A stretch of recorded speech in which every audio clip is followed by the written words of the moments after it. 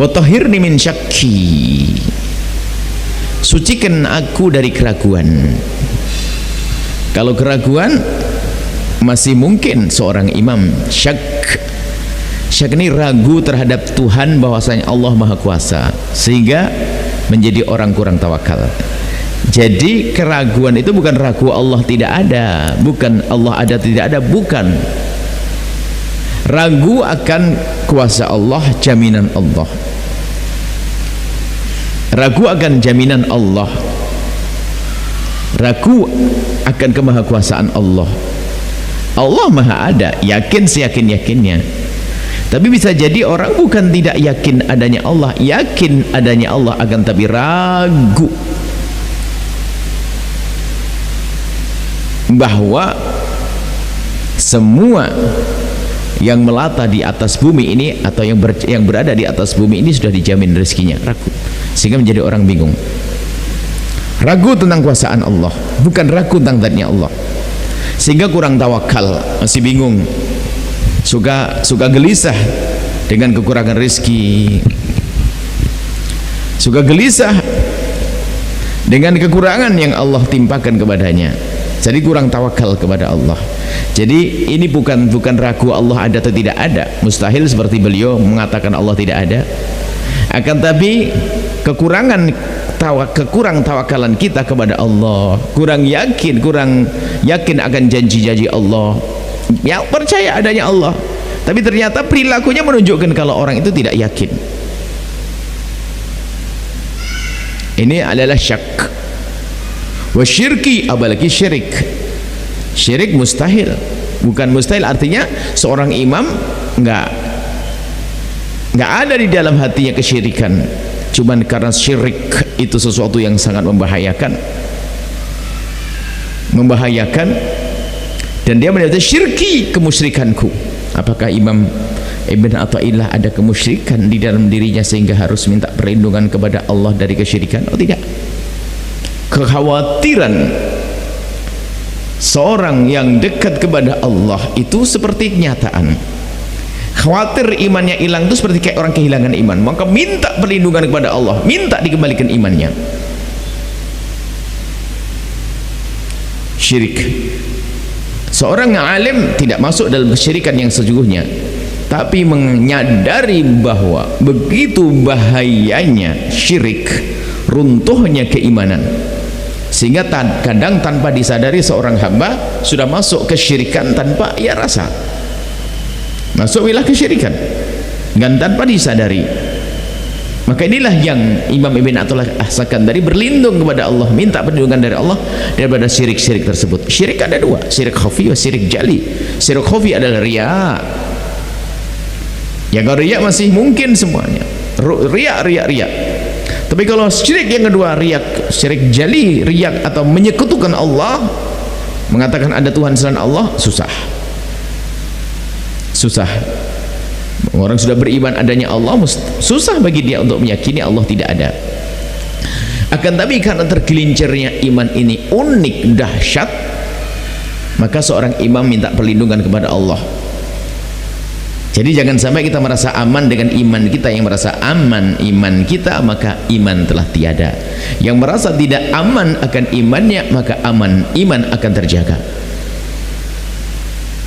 Khawatir kalau dicabut imannya. Imam Ali bin Abi Thalib suatu ketika berkata, jadi kematian itu ada dua, kematian yang pangkatnya tinggi mati syahid, kematian yang pangkatnya di bawahnya selamat muslim. Seorang muslim saja, orang mati dalam keadaan Islam sudah beruntung. Orang kalau meninggal dalam keadaan dia beragama Islam, bersyahadat, dia beruntung. Kalaupun nanti harus dipanggang di neraka, tidak, mesti ada batasnya. Tapi kalau sudah tidak punya iman selama-lamanya, berarti mati masuk Islam sudah lumayan selamat. Mati syahid lebih dahsyat lagi. Cuman Imam Ali berkata di saat beliau di kamarnya, jadi di kamar ada pintu kamar, setelah pintu kamar ada pintu rumah. Jadi tentu kalau kita berada di ranjang, pintu kamar lebih dulu kita lewati sebelum pintu rumah. Beliau berkata, kalau seandainya suruh aku memilih antara mati di pintu rumah dengan mati syahid atau mati di pintu kamar mati dalam keadaan Islam saja. Di saya aku memilih untuk mati dalam keadaan Islam saja, biarpun aku tahu mati syahid sangat besar dan agung pahalanya. Kenapa Imam Ali Anda memilih mati Islam saja? Kenapa? Karena pintu kamarku dekat, pintu rumah jauh. Aku tidak tahu apakah antar pintu kamarku dan pintu rumahku masih terjaga imanku atau tidak. Padahal seorang Imam Ali bin Abi Thalib. Maka dari itu jangan sampai kita mengentengkan tentang keimanan, guyon-guyon tentang akidah, tentang keimanan. Iman mahal, selamatan kita adalah dengan iman. Maka jangan guyon-guyon urusan guyon Al-Quran, guyon malaikat. Nanti ada sesuatu yang menjadikan iman itu runtuh, banyak iman hilang tanpa dia sadari.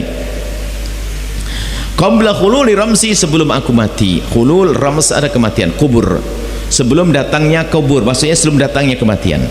Jadi Imam Ibn Athaillah As-Sakandari minta kepada Allah agar dijauhkan daripada diperbudak oleh hawa nafsunya yang merendahkannya. Nah, ini di samping kita berusaha, ternyata kita minta kepada Allah. Orang berasa mujahadah, merangi hawa nafsu. Ilmu tasawuf, ilmu merangi hawa nafsu. Akan tapi di samping kita merangi hawa nafsu dengan ilmu yang kita fahami, tapi ketahuilah yang maha kuasa adalah Allah. Jangan lupa minta kepada Allah. Maka Imam Ibn Athaillah As-Sakandari mengatakan, Allahumma akhirji min dulli nafsi. Kemudian membersihkan hati kita dari keraguan, membersihkan dari kesyirikan. Ketahuilah bahasanya keraguan dan kesyirikan bisa saja Allah timpakan pada seorang hamba yang tidak dicintainya, sehingga yang semula beriman menjadi orang yang murtad, tidak beriman. Ada kan kisah murtad? Murtad semula beriman, semula sholat, akan tapi ternyata di dalam hatinya sudah keropos keimanan hingga menjadi orang yang keluar dari iman. Itulah yang ingin dihindari. Imam Ibn Athaillah As-Sakandari minta kepada Allah agar dijauhkan dan dihindarkan dari hal-hal yang menjadikan seorang hamba menyekutukan Allah Subhanahu wa taala. Qabla khulul ramsi, sebelum mati. Kalau sudah mati, naudzubillah, tidak ada iman setelah meninggal dunia.